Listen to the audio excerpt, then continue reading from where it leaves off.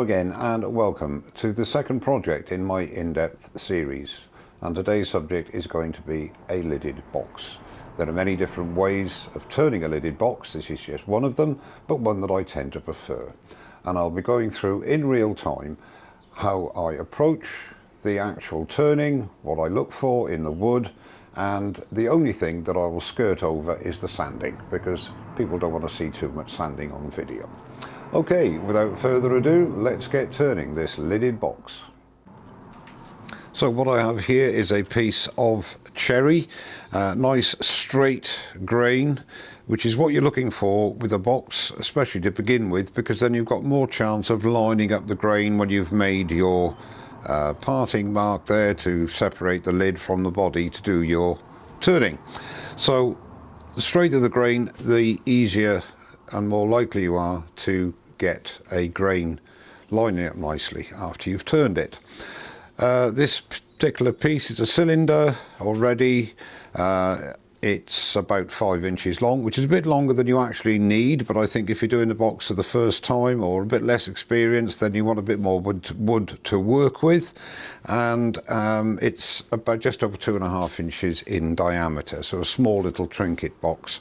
Now the first thing I like to do is to true up the ends and to put a tenon on either end to then go into the chuck.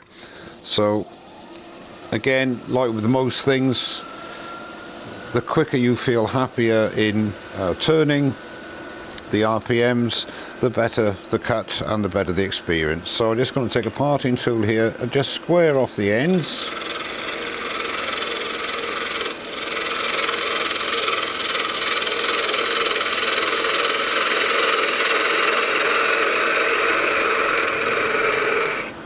And the other end.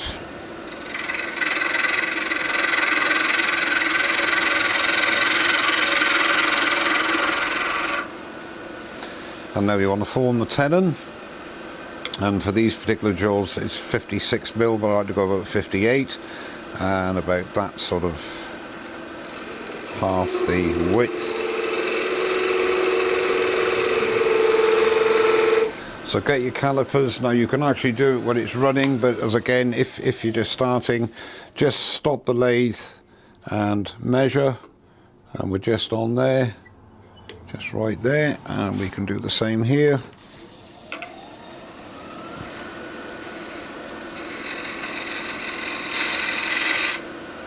A little bit wider. Stop the lathe, check the diameter, and we're just right there. Okay, so the next thing to do is I like to put it into the chuck now, ready, before we actually part the lid off. So just take out your drive center and pop it into the chuck. Not a lot of difference on orientation here, which one we have for the lid. I think I'll go with that I'll go with that. So there, and I'll bring up the tailstock to your center point so you can get it just in the center, loosen off a little bit just to make sure it's nice and central.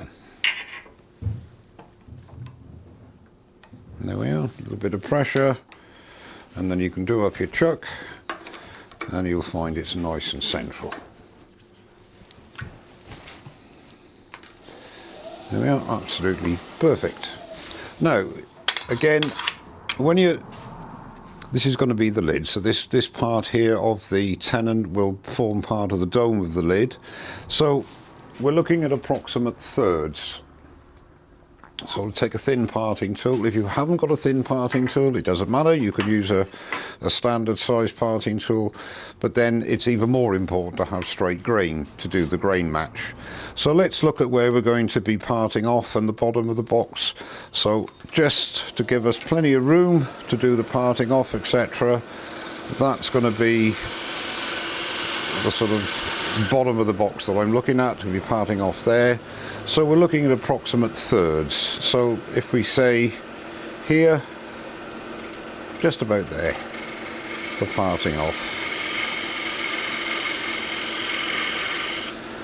So turn the lathe down, because otherwise you can burn the wood. Not that it's a great problem here, purely and simply because you're going to be turning and sanding anyway, but you don't need to go at massive speed when you're parting off. Just nice, fluent movement. And listen to that sound.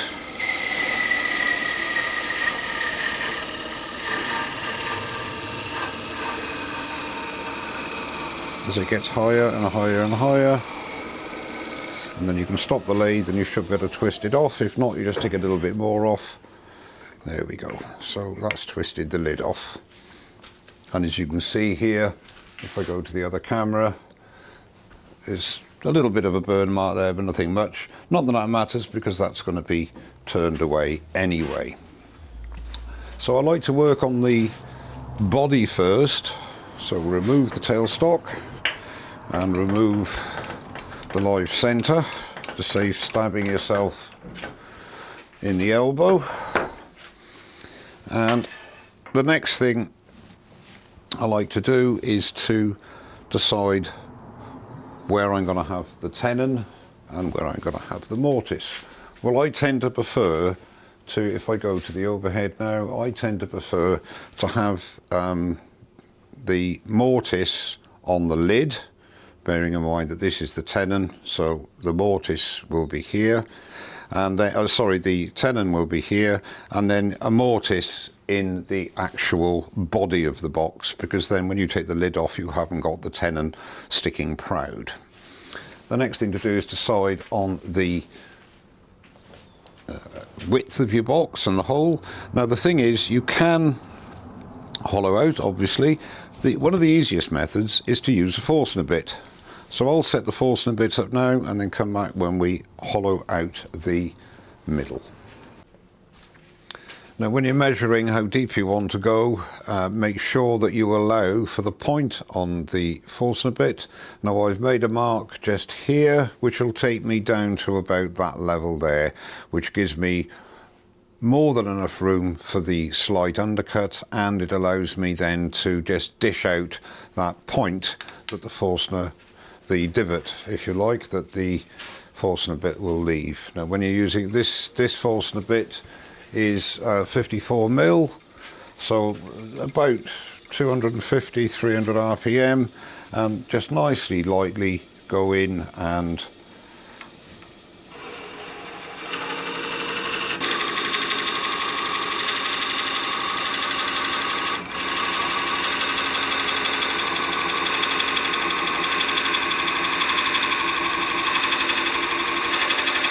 so what I'll do now is I'll stop the camera and I'll tell you how long it took me to do this and come back.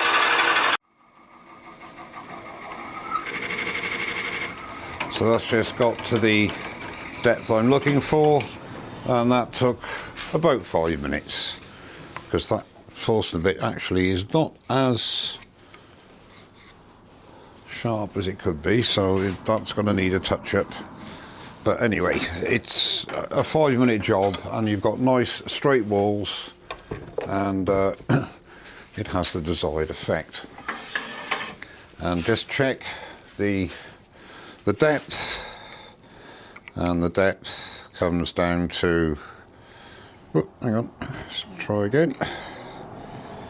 And the depth comes down to there, which is what we wanted, so that's all good.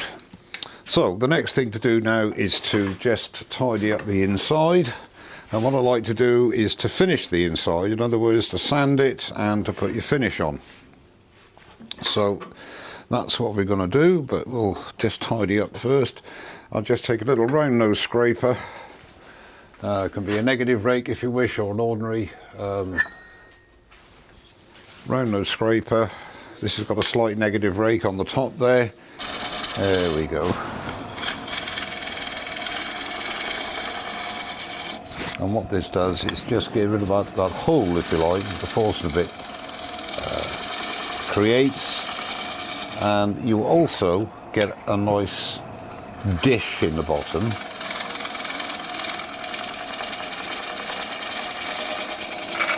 which I think looks rather nice. But you can do what you wish. Let's have a check in there.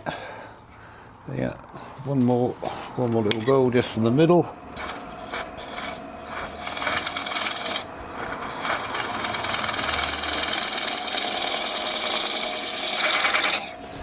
That's it, lovely.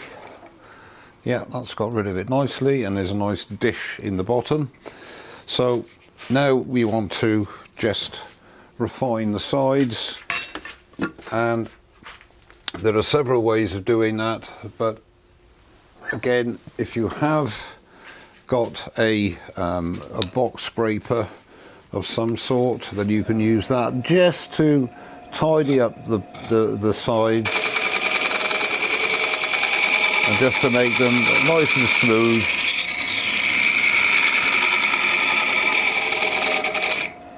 And that just aids it then when you're doing your sanding, you haven't got to do so much sanding.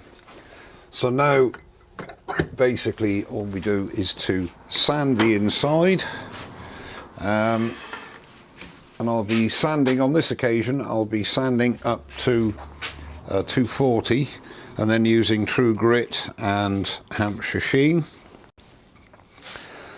Now when you're sanding, one of the most important things is even pressure, but if you're doing sanding like this, you don't really want to put your fingers in, so a very easy method is a little bit of Velcro here, hook and loop, staple to a stick, to a dowel, and then you can get a pad. Even if you haven't got a pad, it doesn't matter, you can get the Velcro backed sanding discs, and that fits onto there, and then you just get your discs and you can use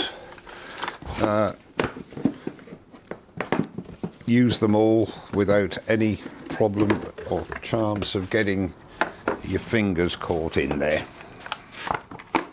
And it's nice to get to the bottom as well. All you do is put the pad like so, and then you put your abrasive on there, and you can get to the bottom as well.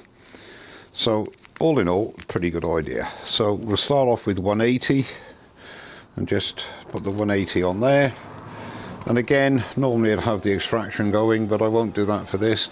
And again, nice, easy pressure, and whatever pressure you start off using, continue that pressure through the grades. Otherwise what's happening is you're going to have to do more abrading with a finer grit to get rid of the sanding marks of the previous grit, because that's all sanding does, is as you get finer, that takes away the previously coarser grit. Okay, so what I'll do now is I'll cut now.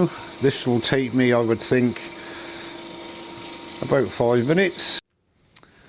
So now we've got to the stage where I'm going to put sanding sealer, and I'm going to use a brush because it's easier to get it all the way down to the bottom. So this is the Hampshire Sheen pre-thin sanding sealer, so cellular sanding sealer, and just on the edges, because I say I like to finish the inside and the rim and get all that finished, and then we can work on the rest of the box.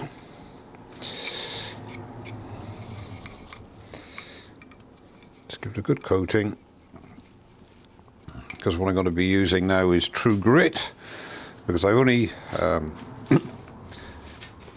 sanded up to 240,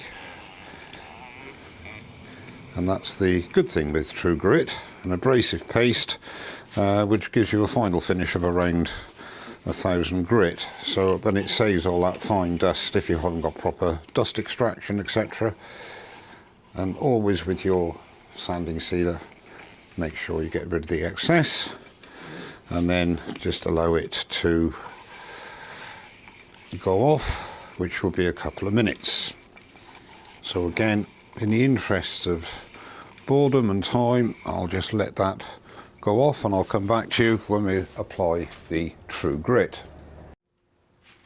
So that's taken about 5 minutes to go off now, so I'm now going to apply the True Grit and do it with a lathe stationary to begin with, just to give a nice coating on the inside and the base. Now if you're not happy with using your fingers in the box, same situations with the sanding, you can just wrap a bit of paper towel around your dowel, use a bit of my ever famous masking tape to just attach it, and you can use that and change the towel on there as you need to.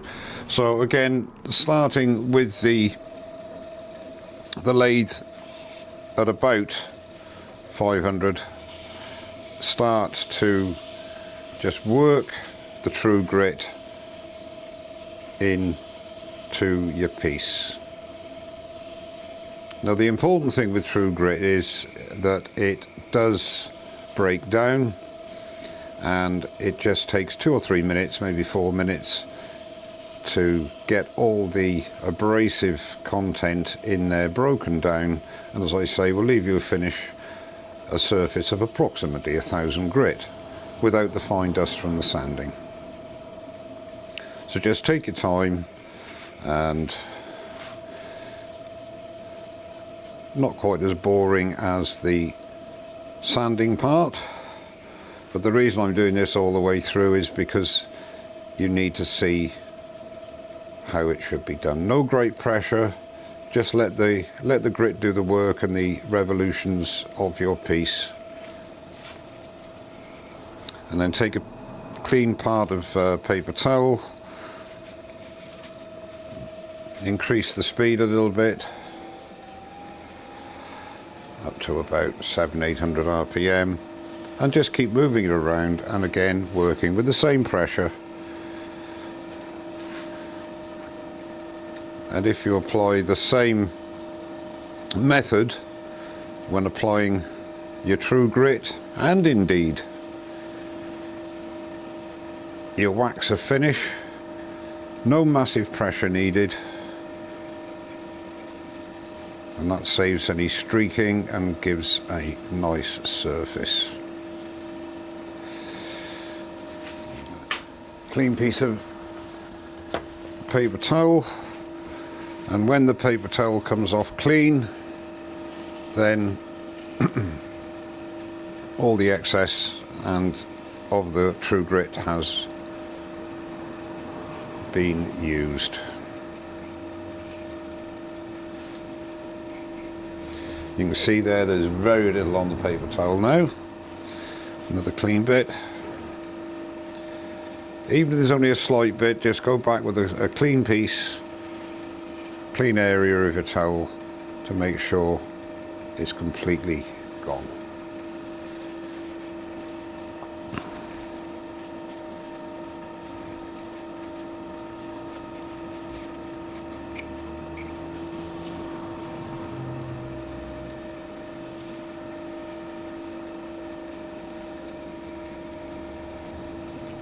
You can see there's nothing on there now, so the True Grit has done its job.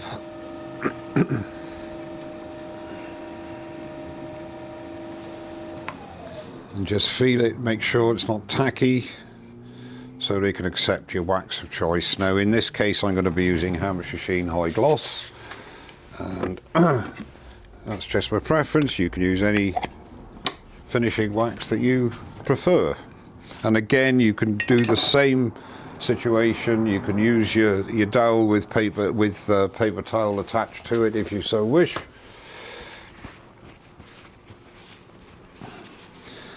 And again, I like to apply it by hand. Well, by hand. I like to apply it with the lathe stopped. And then the whole idea then is to burnish the wax in. Now what I'll do is I'll turn it up to about 500 or 600 RPM just to begin with, just to work it in. And if you use the same method like you would on any other piece, work towards the edge so that you don't get any streaking, and again same pressure throughout the whole operation.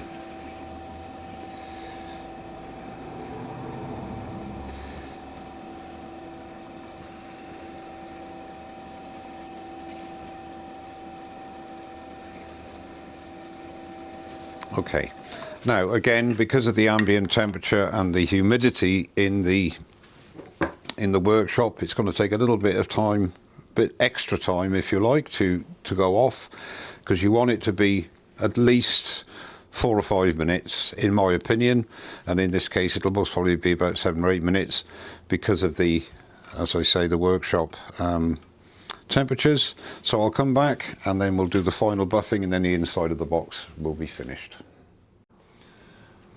So what I've done is given it about 10 minutes and is ready to buff out now. And I've changed the camera angle slightly, so hopefully you can see how nice the finish is inside. The lathe is around 1200 RPM, and again, no excess pressure, and just work your way to the edge. I'm hoping it'll show the shine. It does on the edge, but I can assure you it's really nice inside as well. And your final finish is only as good as your preparation. In other words, you're sanding and making sure that you have no radial marks from your sanding, and that you have no streaking from either your sanding sealer or your wax.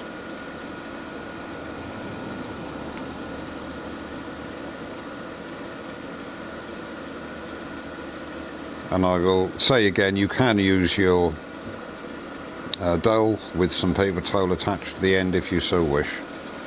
This is about as deep as I would go with my fingers anyway. And there we have it. The inside of the box is now finished. So in the next video we'll be carrying on. Thank you very much indeed for watching. Don't forget to subscribe, and I'll see you in part 2.